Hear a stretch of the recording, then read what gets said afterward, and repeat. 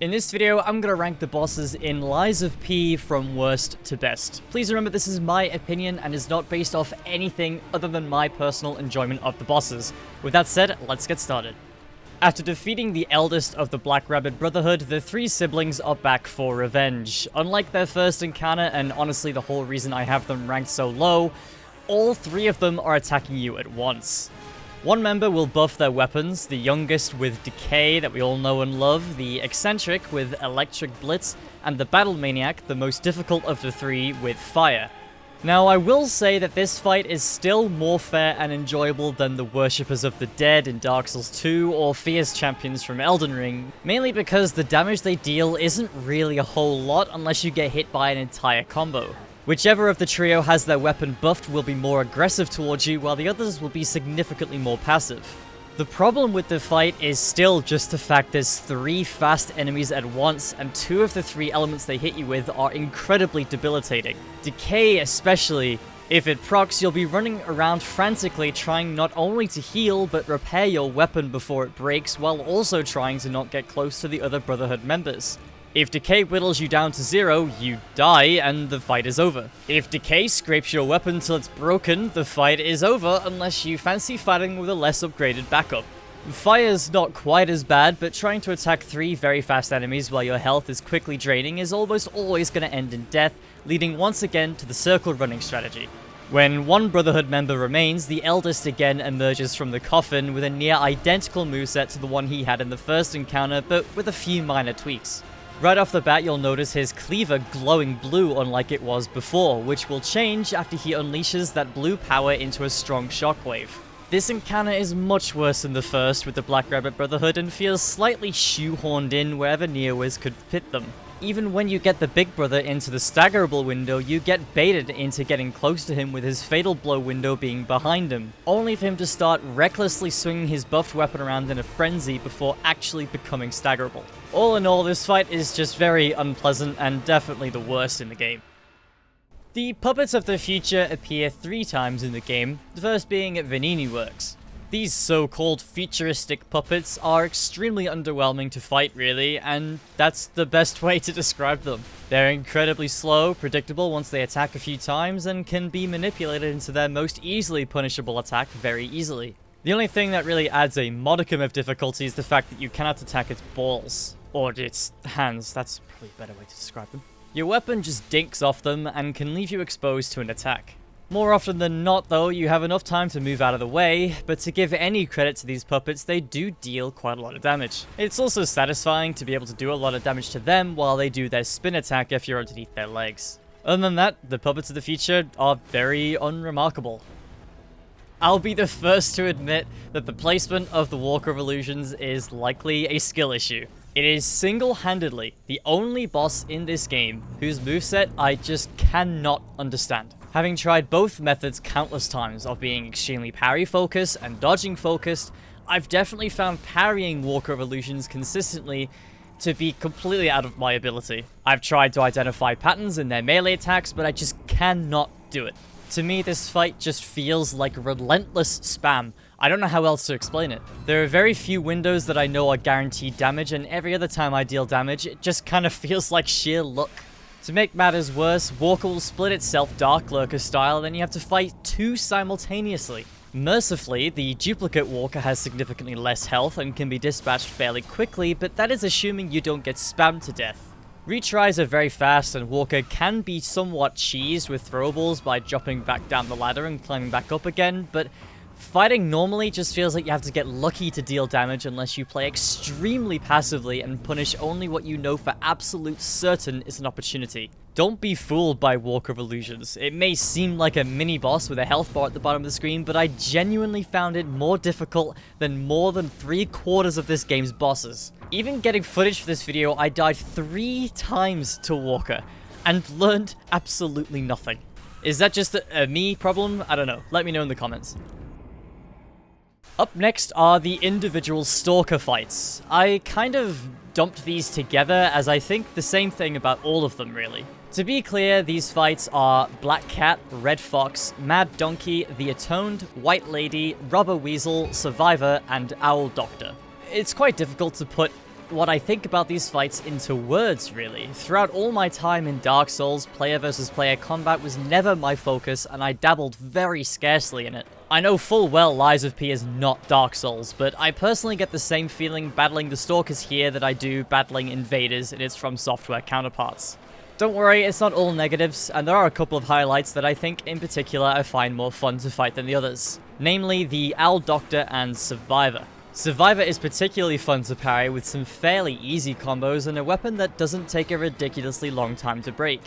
Owl Doctor is similar with a very unique moveset, but I find it to be even more fun to work with. There are only 3 compulsory Stalker fights, which are the Mad Donkey, White Lady, and either the Atoned or Survivor. Mad Donkey being the second compulsory boss in the game did feel slightly underwhelming to me, but I don't think it's egregiously bad at all. White Lady is alright too, she's extremely fast with her rapier pirouettes, but as with most Stalker fights, the damage she deals is fairly forgiving, which makes the fight much less miserable to slog through. She can also parry you, which I can't even be mad about. She looks awesome doing it, and that's all that matters, of course. Returning to Hotel Krat after receiving the Golden Ergo from the Barren Swamp sees you face a corrupted version of the Parade Master. Unfortunately, this version is not quite as good as its original, mainly due to the addition of Decay to its attacks. Decay is incredibly debilitating, acting like a stronger form of poison that not only affects your health but your weapon durability too. And while there are items that boost your resistance to this status, there are either limited or require an amulet slot. Can you think of a single time a boss dealt poison damage on top of their regular attacks and you thought, that's a good addition?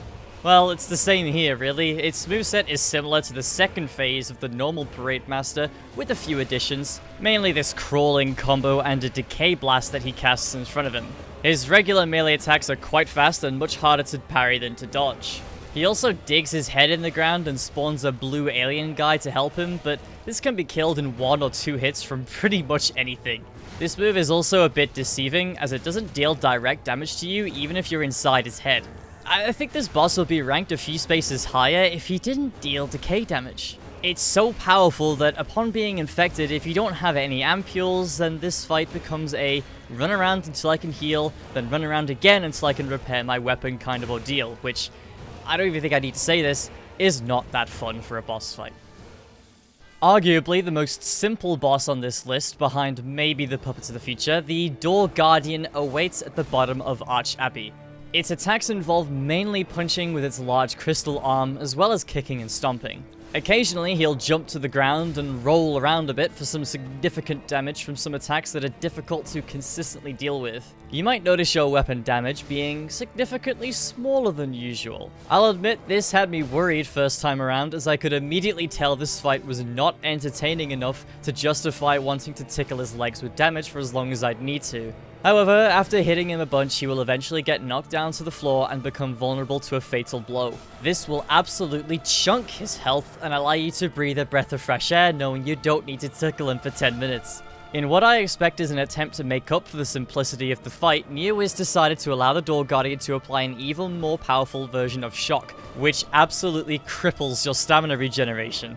But instead of compensating for its simplicity, it instead exacerbates it, as you're just standing around waiting for your stamina to slowly regenerate. There's not really that much to say about the Door Guardian. Much like the Puppets of the Future, the Door Guardian just feels pretty unremarkable. However, I think its fairness and more varied moveset puts it just above the rest, and I don't think it overstays its welcome, with the fatal blows dealing as much damage as they do. At the very end of Rosa Isabelle Street lies the Mad Clown Puppet, a foe I was not expecting at all, and one ranked higher than most would probably expect, even up here at spot 12. I actually found this guy quite tricky my first time through.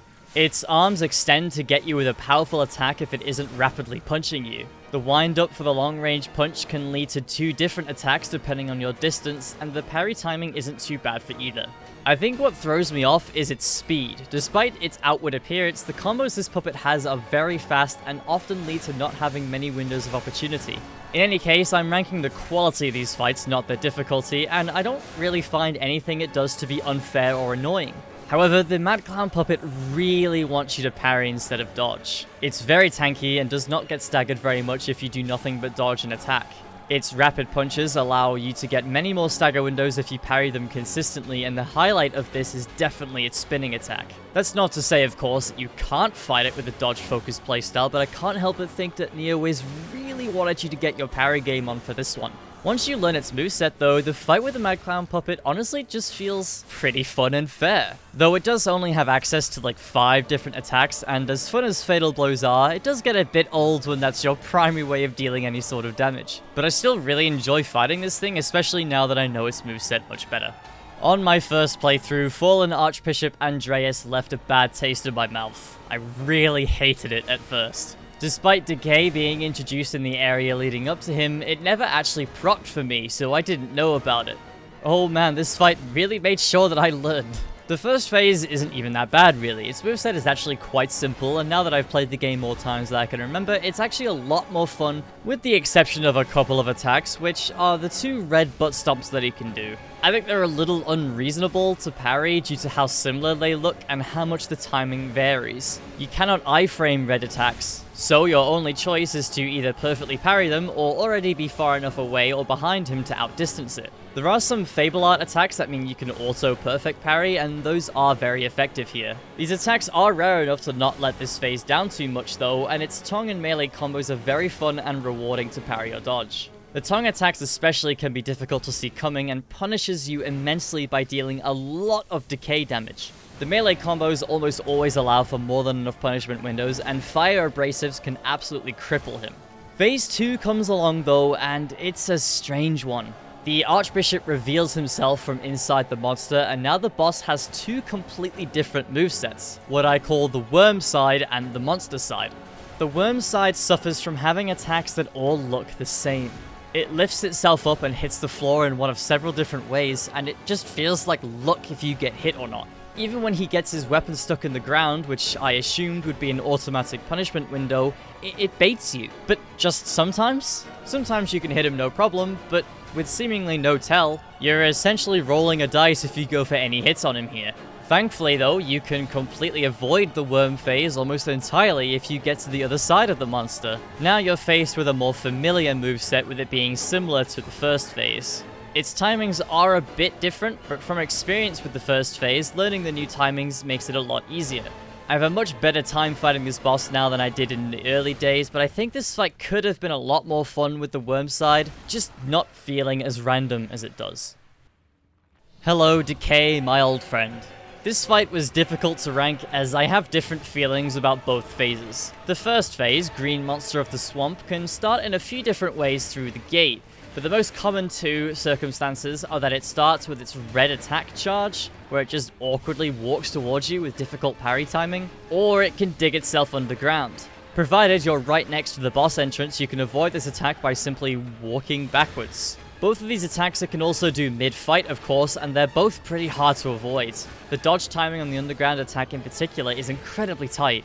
Green Monster also has many other attacks, the better of which are its melee combos. It swipes at you with its arms and goes on its hind legs to release some very slow and hard-hitting slams. One combo in particular is quite long and always starts with a roar, but can be easily punished if you can get behind it after the first or second attack. Its other attacks involve spitting at you and using its spiked tentacles to not only deal damage but also build up decay.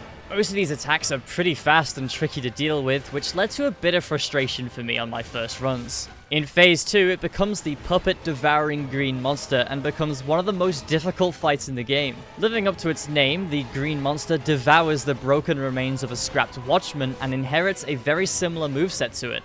Only this time it's much faster, with it jumping around the arena and on top of you with a mix of regular and red attacks, adding many timing changes and follow-ups to past moves while adding tentacles to the mix as well. The more you get used to the quick tentacle attacks and can avoid decay, the better this fight gets, and especially Phase 2, and all in all can actually become a very fun and difficult challenge. More often than not, I favor the more difficult bosses in games like this, and they are typically my favorite. However, to me, a boss does not need to be difficult to be appreciated. Parade Master is one of the best tutorial boss fights I've ever experienced. It has a simple moveset yet varied enough to teach new players the fundamentals of boss behavior. Phase 1 especially is very simple. It swings at you with his arms and shoulder barges sometimes, mixing in the odd red attack from now and then. It's easy to criticize a tutorial boss's simplicity and ease when you replay the game countless times, but if you look at the Parade Master through the lens of a fresh player, it's easily forgivable. Phase 2 of Parade Master has it get rid of the giant cage on its back, and it rips off its own head to use it as a hammer. This is where its moveset gets a bit more complicated, and once again is a fantastic and fair way to introduce players to the mechanic of boss transitions. It becomes a lot faster, a lot less predictable, with its simple arm swings becoming wide, quick sweeps with its hammer, and introducing some new follow-up attacks to familiar ones. If you make some distance from it, it will wind up the hammer before closing that distance deceivingly quickly. All in all, honestly, the Parade Master is a great boss, and one well deserving of a space in the top 10 for me. The rabbits are on the hunt here in the Malum district. This is another example of a boss I didn't like much on my first playthrough, but came to appreciate a lot more in later runs. Its spot on this list might seem strange considering my criticisms of stalker fights in the game, but the eldest of the Black Rabbit Brotherhood feels very different to me. The eldest himself doesn't feel like a stalker fight, with his unique weapon and moveset feeling much more like a tough mini-boss, more akin to something like the large infant puppets through the game that drop the leaping amulets. His attacks are fast, sure, but by no means so fast that they feel like chip damage is intended. Throughout reaching certain thresholds of damage, the 3 younger Brotherhood members will jump in one by one to aid the eldest. The youngest, Eccentric, and Battle Maniac in that order, and will stay in the fight until they either reach very low HP or the eldest is defeated. You can have the fight be a 4 versus 1 if you only deal damage to the eldest. While any of the members are in, the eldest will be extremely passive, attacking only if you get extremely close to him, continue attacking him, or will charge at you occasionally, which has a very obvious audio cue. This honestly is about as fair and balanced as a gank fight will ever be made. It's also worth noting that once any of the members have been defeated, they will never rejoin the fight, and that's a great addition too. You can kinda just ignore the eldest and take them out individually, just keeping an eye on the charge attack from every now and then. Compared to the other stalkers, their damage is downscaled a lot, so even trading damage doesn't feel frustrating or unfair, which is why I think the eldest of the Black Rabbit Brotherhood is an excellent fight. The King's Flame Fuoco awaits at the heart of Venigni Works, and what a great skirmish it is. This is arguably the only boss in the game that I actually do wish was a bit more difficult, mainly by adding more health. This steampunk-styled Deadly Furnace's main method of attack is the giant hammer on its right arm. He'll slam this down and around with many different timings to keep you on your toes. Though it may seem slow and that you can punish these attacks every time, Fuoco will show you that that is not true at all by surprising you with follow-up after follow-up. Affixed to its left arm is also a gun, which it will use if you decide to try and make some distance from it, as well as using this critical charge attack which can be very tricky to avoid if you're right in front of him. Phase 2 has Fuoco become much more agile after it unleashes the fire at its core. It will start sliding around a lot more and start making distance from you to use its gun, which is a behavior unique to this fight. Much like my favorite boss in this game, Fuoco is a good example of what I like a 2-phase fight to be. One health bar which has a second phase that is much more simply an extension of its first rather than a complete overhaul. His second phase can be exciting as it can also fire oil around that will explode if he shoots or hits the pools. On paper, this sounds pretty annoying, but the explosion radius is really quite generous, but still requires some thought as to where to position yourself. Other than overheat being a part of the fight, there's nothing I can say about Fuoco as a criticism. I really enjoy this fight despite its relative ease, but it always seems to be over before I know it, and I'm left asking for just a little bit more. I will confess, I really disliked this boss as well at first. I found it to have similar issues to Walker of Illusions in that it felt extremely spammy with Neo combos in a game that doesn't have Neo combat. And I continued to dislike this boss until I sat down one time and decided to overcome my horrible skill issue, and I definitely found a new love for it. Phase 1 especially is fantastic. Its attacks are very slow and coordinated, but pack a damn big punch if you fail to react accordingly. When it runs, it's fast. When it attacks, it's slow, forcing you to deal with these combos whether you like it or not. It also has the ability to heal using pulse cells, just like you can, something no other boss in this game can do. The first phase even has two movesets, with Nameless Puppet clicking its sword and switching its moves from a slow greatsword to a more versatile longsword that it can split in two for certain attacks. Phase 2 begins after the first health bar and Carlo cuts off half of Nameless Puppet's head, and this is where the fight gets really tricky. It splits its sword in two permanently, holding one on both hands and gaining access to an extremely fast selection of moves and long combos. He becomes even more agile than before, leaping and spinning on the ground and in the air to come crashing down on top of you. The more I fight this phase, the more I grow to really love it. What first truly felt like a messy smorgasbord of attacks soon gets condensed down with practice. You get rewarded for parrying its strongest attacks with a very long window to deal damage, which, combined with the short window between combos and luck with positioning on some attacks, can allow you to take down this initially quite daunting phase with some relative speed. Nameless Puppet is a great, rewarding, and fast-paced fight well worthy of this spot on the list. The Arm of God crawls his way to the top 5 on this list. The long two-phase fight is a great example of a boss with a very big weapon done well. First phase has Simon dragging the hammer along the ground for a lot of attacks, which, while pretty difficult to parry consistently, are animated in such a way that makes dodging through them feel amazing. He keeps you on your toes by surprising you with follow-up slams that are tricky to identify but allow for some big windows to punish him if you can spot them in phase 1. One thing big hammer bosses sometimes suffer from are pace breaker attacks, but Simon here has none of them. Even this powerful AoE attack that he has. He'll cast his spell and then immediately close the distance on you, so you have to be ready even if he does this as a slower attack. Phase 2 changes the fight quite a lot, with Simon gaining access to various other magic attacks, such as 3 different ways to throw electricity orbs at you, and this misty shockwave. Oh, and summoning the literal Arm of God to descend from above and affect half the arena with a ginormous explosion. This attack is my only real complaint about this fight, as it does come under the pace breaker stuff I mentioned earlier, but it can be mitigated almost entirely by keeping aggressive. You'll have a much harder time and have to deal with much more punishing attacks if you continue running away from him. Most of his hammer attacks from phase 1 are the same here, but with some different timings to spice things up a little bit. The whole fight is animated really well too. With every swing of the hammer, you can see and feel the weight of it as he moves along with it. While he may not be quite as good as another Manus we might be thinking of, it is an excellent and difficult fight in both phases, making a great final boss if you choose to obey at the end of the game. Welcome to the Stage of Grief, where the King of Puppets waits for his standing ovation. The giant puppet gets very upset with you after you decline a handshake and starts stomping and swinging with its strange elastic limbs. I sing his praises here for the same reasons as Simon, really. His attacks are slow, fantastically animated, and are all telegraphed perfectly for fairness. Like Nameless Puppet, the first phase also has 2 mini-phases, with the first phase being made up of mostly simple 2 or 3 hit combos and swings, with it jumping back from time to time. He will have a tantrum at about 60% health, and this is where his combos get a lot more punishing and quick, with the attack timings changing slightly and new attacks being added to his repertoire. He becomes a lot more aggressive also, showing the true extent of his elasticated limbs by stretching them to close the distance between you and spinning around with hits that deceivingly hit multiple times. Staying aggressive is also the key here too, limiting his moveset as much as possible to the more standard swings.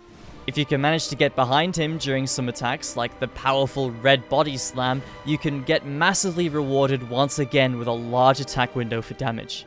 Once you manage to get through this phase, the true fight begins.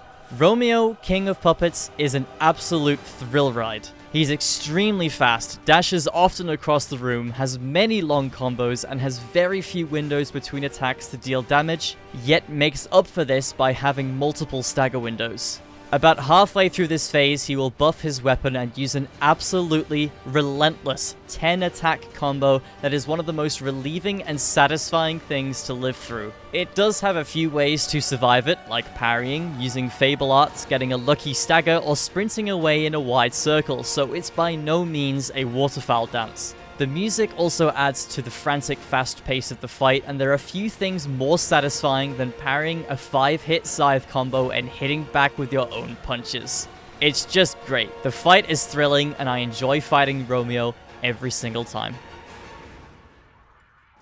Here's the boss that absolutely secured my love for this game. The Scrapped Watchman is another great example of a somewhat simple boss that does almost everything right. Its arm swings vary from a right-hand lunge, wound-up punches from both sides, fast punches from both sides, and a long-range slam from its left hand, all of which it combines so smoothly to make for a perfectly paced skirmish. It also keeps you on your toes by following up some combos with a red body slam, but as usual with all the best bosses in this game, rewards you perfectly for your reactions by giving you plentiful windows for punishment. Watchman keeps its health bar for phase 2 and transitions mid-fight, which essentially doubles its moveset and emphasizes the electricity element a lot more. Its wind-up slams now leave an electric surge on the ground, meaning you have to change your position in a few seconds before it explodes, but much like Fuoko, the timing and area of damage is quite generous. As a distance closer, it can now do a faster double swing and can leap into the air before crashing down. Depending on whether this is a red attack or not, you have to either get away from him quickly or deal damage to him while you've got the opportunity. It also now has a grab attack, adding to the attention you must pay to its arms to identify its different swings. A previously dodgeable and blockable attack in Phase 1 has been turned into a red attack here in Phase 2, truly a test to see how much the player is absorbing these different attack timings. One thing I think Souls-likes fail to get right very often is having great smooth animations, and Lies of P really excels in that department. And if you couldn't already tell that from the Parade Master, let the Scrapped Watchman demonstrate instead. All of its combos blend so well together and it never feels like it's holding back. It's truly glorious. Now, my personal favorite boss to fight in Lies of P comes in second place, with it being the Hall of Fame champion Victor. I think he is the perfect example of what a two-phase boss should be. He's pretty bulky, definitely the bulkiest boss the player would have encountered at this point, making it quite an endurance fight. He gives you a surprise right off the get-go by charging at you very quickly, something I personally was not expecting looking at his build. Victor attacks you with his bare hands and feet like an absolute beast, and jumps to the side often to try and cause a bit of confusion. I wish I knew how to explain better just how satisfying every single one of Victor's combos are. Nothing is unfair, there are no pace breakers, staggers are often enough to justify the large health bar, and all punching combos are well differentiated by their tells. I know if he readies his right fist and walks towards me, he's gonna do his 5-hit punching combo, and I can prepare myself adequately for that, being rewarded with a nice window to deal damage before again waiting for his next punch. Like Watchman, there's a big emphasis on keeping an eye on his arms to determine what he's doing, and once you're able to identify those, Victor becomes one of the most fun and fair fights in any game I've ever played. Once you get half his health down, he absorbs the ergo in the tanks on his back and tears apart the tubes on his head, altering his appearance and expanding his moveset without completely changing any of it. Many of his moves remain the same, but unexpected follow-ups and fresh moves are added. For example, this spinning attack now ends in a slower slam instead of the quick punch it used to, and his kick attack is followed by another kick attack. It's perfect. Instead of feeling like a completely different fight or the exact same one with a buffed weapon, Victor finds the perfect balance between the two. The pacing of the fight is amazing, the music, while perhaps a bit too Resident Evil 2 Super Tyrant for me in Phase 1, is just the icing on top of the cake for Phase 2. Champion Victor is very fun every time I face him, and not a single hit I have ever taken has been due to hitboxes or unreasonable timings. But, of course, there's one more boss that has to take the crown. The infamous Lexasia the Complete is at the top of this list, probably to nobody's surprise. Defending Simon Manus at Arch Abbey, this armored warrior awaits to truly humble even the best of players, as this is what I and most people consider to be the absolute hardest fight in the game, and has two completely different phases. First phase has her attacking you fully armored with a giant greatsword and shield on her back. This is not a boss you're gonna stagger often, so a fine balance of dodging and parrying is needed here. Her combos are either one extreme or the other, meaning they're either incredibly slow with long wind-ups, as you'd probably expect from somebody clad in something about as heavy as a power suit, or they could be unexpectedly fast, with one combo in particular being 13 hits in quick succession, with only a small gap between a couple of them. The great thing is, I don't believe parrying these 13 attacks is that big of an ask, and can be incredibly rewarding. The only staggers you're going to get on Luxasia's first phase are the fatal blows, and every successful parry brings you one step closer to getting one. With both P-Organ upgrades, 41 parries will actually break her weapon and trigger the second phase without even having to touch her health bar. While I say you won't get many staggers on this boss, that's not to say by any means that she has no punishment windows. It's actually quite the contrary. Usually. Depending on how aggressive she is. Even between her quicker attack startups, between the lightning buffed attacks, you do have time to get a cheeky hit or two in before she finishes her combo. You just have to be ready for the attack itself. Once you get rid of her first health bar, or indeed parry her enough, her armor unfortunately falls off, and now we have Phase 2.